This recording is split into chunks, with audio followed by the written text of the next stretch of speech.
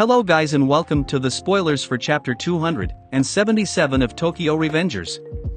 And the title for chapter 277 is called, At Last. In this chapter we get to see a brand new timeline being created, and we get to find out what happens in this new timeline. But before I get into the video guys, please like, comment, and subscribe if you want to see more Tokyo Revengers videos. All of us have been patiently waiting for the spoilers for chapter 277, and today we finally got some information about this chapter. We know that Tokyo Revengers ends in only 2 chapters, and many fans have been curious to see how the story ends.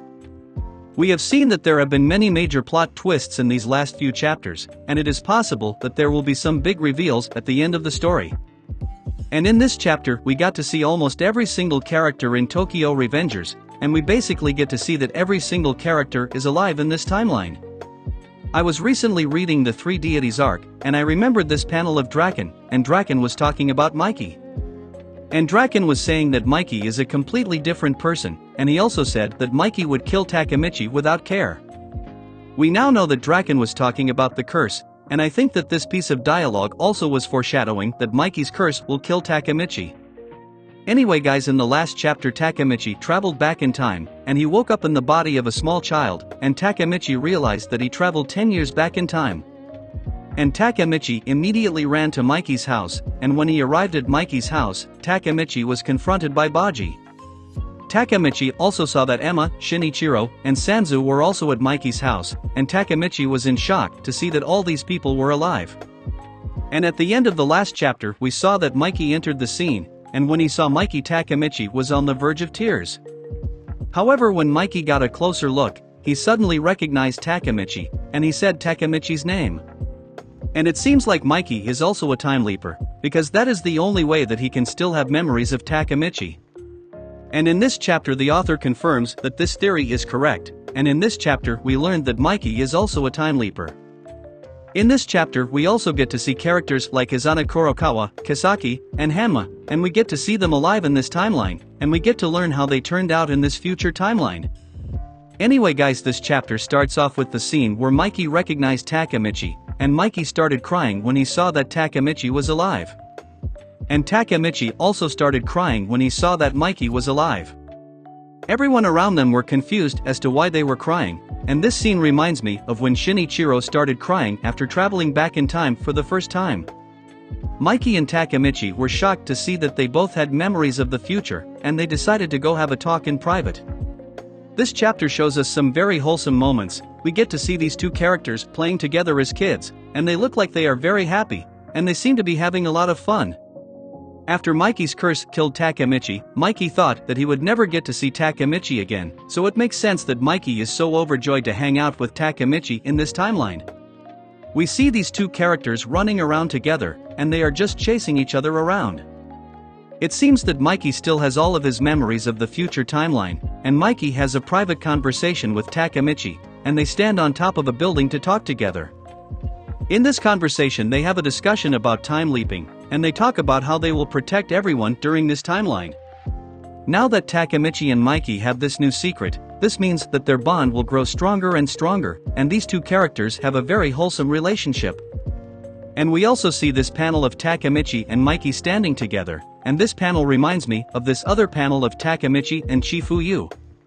And we can tell that these 2 panels are meant to be direct parallels of each other, because they look almost identical to each other. And in these leaks we also got some information about the final chapter of Tokyo Revengers, and it turns out that the final chapter will take place 11 years in the future. And in this final chapter we will see Takemichi marry Hinata. Takemichi marrying Hinata is a major plot point, and it has been set up since the Tenjuku arc, because Takemichi proposed to Hinata during this arc. And we also got to see her wedding dress during the Bonten arc, and this moment serves to foreshadow that we will see their wedding.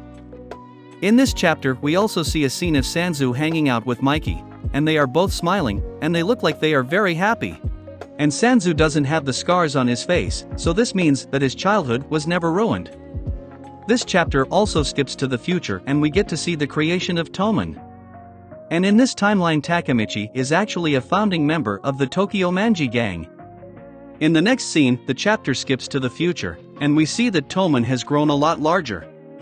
Many powerful delinquents have joined Toman, and we see that people like Izana, Taiju Shiba, Kisaki, Hanma, and Kakucho have also joined Toman. We also see that the S62 generation members have joined Toman, and also Senju and Sanzu have joined too. This is by far the most powerful gang we have seen in the story, and all of the most powerful characters have joined Toman in this timeline.